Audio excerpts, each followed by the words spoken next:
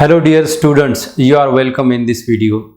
Students, this is hash 16 History of English Literature Puritan Age Part 6.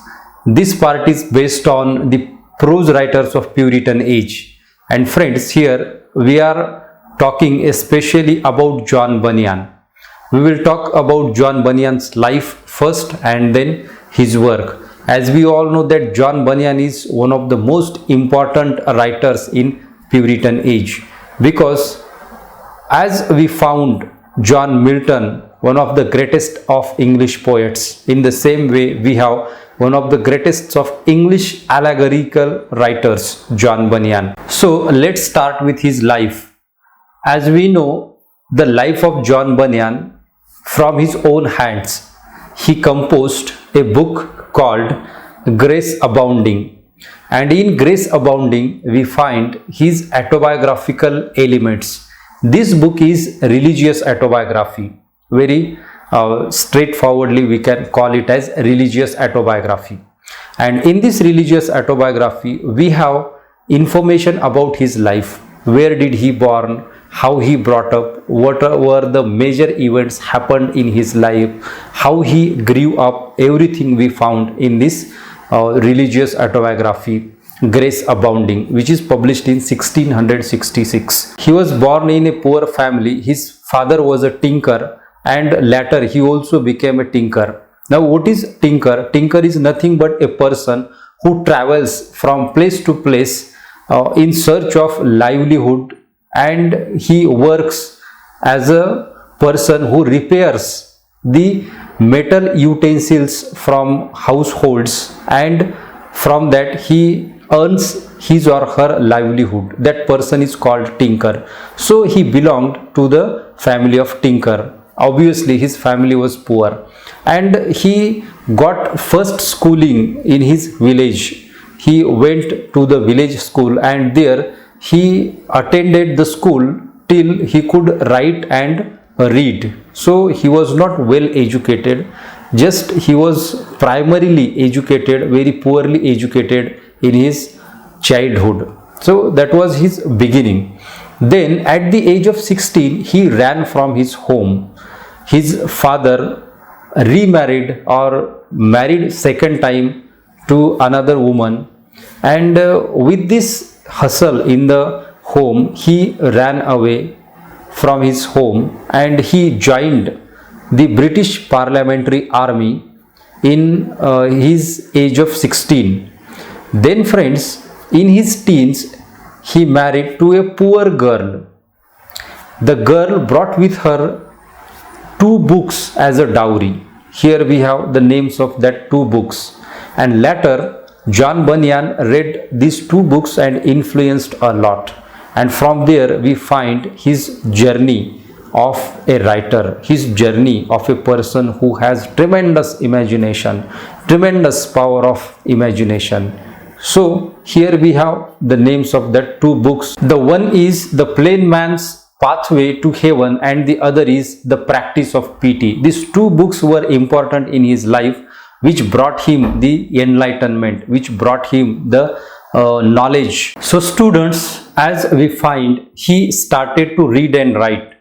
Friends, in those days we find he caught in a dilemma, he caught in a struggle of spiritualness, of spiritual power. When he read those books, he find that there is great upheavals in his mind, and most of the times we find that these things were evident in his writings also. We find his imagination going on horizons, and once he said that he felt a fear in his mind about different types of things around him, and he has a fear, a phobia in his mind when he was looking at the spiritual things, when he was looking at the religious things. So this was the character of John Bunyan. So dear students, when he read those books, he find that there is upheaval in his mind. There is a struggle regarding the spiritualness, regarding the religious power in his mind, and he felt that at a moment his soul thinks that he is an outcast. The next moment he thought that he is enjoying the beauty of heaven, he is playing with the angels, he is in the company of angels. That was the mind of John Bunyan in those days. Later he became a preacher, and when he became preacher, a crowd, host of laborers, laymen, many scholars gathered for his preachings, for his sermons, and he delivered sermons very enthusiastically. Then he became aware of the strength of oratory in him, and he started to giving open air sermons, open air preachings to the people, and gatherings were gathered there. But this was not lasted for a long time, because when the Charles II returned, Charles II prohibited his gatherings, prohibited public meetings, and he was the first person who was prohibited from making the public meetings or public gatherings. Then still he continued to doing his work, preachings and giving sermons to the people, and host of crowds gathered for his sermons. There are many scholars who consider that these scholars in those days went to his sermons, and they found these sermons were very useful. These preachings were very useful in mundane or routine life. That was the power of oratory of John Bunyan. Then we find that John Bunyan gradually developing a kind of sense in preaching, a kind of sense in his mind that he can write something and he can elaborate his imagination, because he was the child bestowed with imagination, and he used this imagination while speaking, while giving the finest kind of sermons to the people in host of crowds. So that was the thing he can now consider in himself. Then after a short period, his meetings were prohibited and he was thrown into jail, because he had not the license to hold these public meetings, to hold the preachings among people or in crowds. He was thrown into jail in 1660 till 1672. 12 years he spent in jail. And dear students, it is considered that probably he must have been written the Pilgrim's Progress, one of the greatest works in English literature, in his imprisonment. But it was later published in 1678. Then friends, when he came out of the imprisonment, out of the jail, he again started to hold sermons, but now government has given him license to hold such kind of meetings, and then he became one of the most famous preacher in England, one of the most famous writers in England after the success of the Pilgrim's Progress. Then he composed so many works, books, tracts, sermons, and many varieties of materials. He composed near about 60 works he has been composed. So this was the works he composed. But friends, we have only a few to consider here, because his fame is rest on only these few books. So here we will talk about only those works which are significant still today. So this is the life of John Bunyan. He was died in 1688 and he was buried in Bunhill Fields in London. Then friends, the second point here for our discussion is that his works. There are four major works which we are going to discuss here. The very first we have the Holy War 1665. It is an important work of Bunyan. Actually, it is the first work of Bunyan who got importance and who got public interest and who got public recognition. Second, we have Grace Abounding to the Chief of Sinners, which is published in 1666.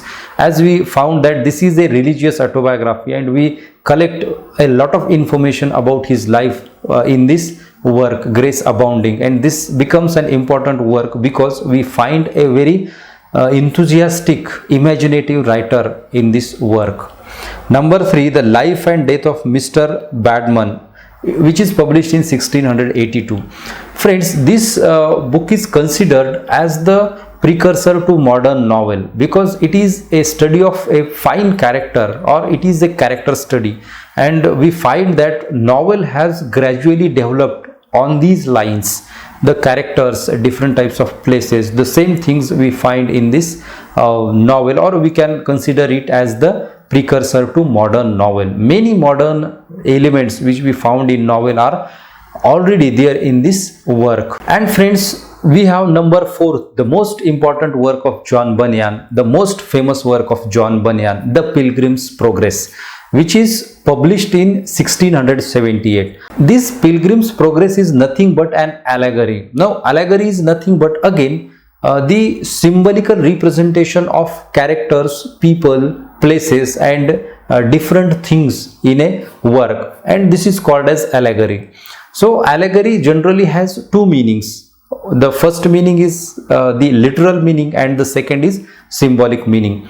So the Pilgrim's Progress is an allegory, and in this allegory we find that how human life is delineated, how human sorrow, human joy has given representation, how it is depicted. So all these things we find in this allegory of the Pilgrim's Progress. Many things we find which were happened in the life of John Bunyan are represented or included in this Pilgrim's Progress. Now friends, in Pilgrim's Progress we have a very simple story. The story of a person called Christian. The name of that person is Christian, which is there in the Pilgrim's Progress. Now this Pilgrim's Progress states the journey of this Christian in 10 stages. There are 10 stages, and these 10 stages are remarkable for the sorrow of human beings, for the joy of human beings, and the different experiences of human beings. The experience of destitute, the experience of destruction, the experience of triumph, the experience of lose, the experience of different emotions. So these things have been explained very systematically in this work, and we have a very fine style of writing of John Bunyan. Here we have a quotation from E. Albert, how John Bunyan's style was. Let's read the lines stated by E. Albert. Lastly, Bunyan's style is unique in prose, though it is undoubtedly based upon the great biblical models. It is quite individual, it is homely but not vulgar, strong but not coarse, equable but not monotonous. It is sometimes humorous, but it is never ribald, rarely pathetic, but never sentimental. It has remained the pattern of a plain style and is one of the masterpieces of English language. So students, there was a critic called Taine, and he said about John Bunyan and his The Pilgrim's Progress that The Pilgrim's Progress is the book, is the work most read in English language after the Bible. So this was the popularity of The Pilgrim's Progress, and it has been translated in many languages of the world. And again, William J. Long says that it is the work, a universal work, and it has received the tremendous popularity in all over the world. We find this book is still read in many parts of the world, and we also have this book for the study, for syllabus, for curricula in many universities. So this is the greatness of the Pilgrim's Progress. Now what is again there in the Pilgrim's Progress? If you find Pilgrim's Progress, you find there are characters which are highly allegorical characters. Even their names we find allegorical. The places described in the Pilgrim's Progress are allegorical. They symbolize something. They symbolize the human beings. Though it is not true, though it is not what we say that a realistic, but it is the reality. It is related to the human mind. It is related to the human beings, the experiences of human beings and the life of human beings. And this has been described through the characters. Like we have the character Mr. No Good, we have Hate Light, Mr. Worldly Wiseman, Ignorance, Pity, then we have Grace, we have Vanity Fair, we have No Good Man, we have Hate Light. Again, different types of characters which are the human virtues or human vices are described as the characters. Then we have places like City of Destruction, Valley of Humiliation, Valley of Fire, Valley of Shadow, Palace Beautiful, Doubting Castle. So these different types of places has been described in this work, and hence this work has become a very important work in English literature, and hence John Bunyan became so great with this universal kind of things he incorporated in his work, The Pilgrim's Progress. So friends, this is all about John Bunyan, his life and his famous works, especially The Pilgrim's Progress. In the next video, we will talk about the next part of the Puritan age, and in that next part, we will talk about the remaining prose writers of the period of Puritan age. So stay tuned, watch Literature Simply, like this video, share this video among your friends, and subscribe to Literature Simply, and also press the bell notification icon for updates.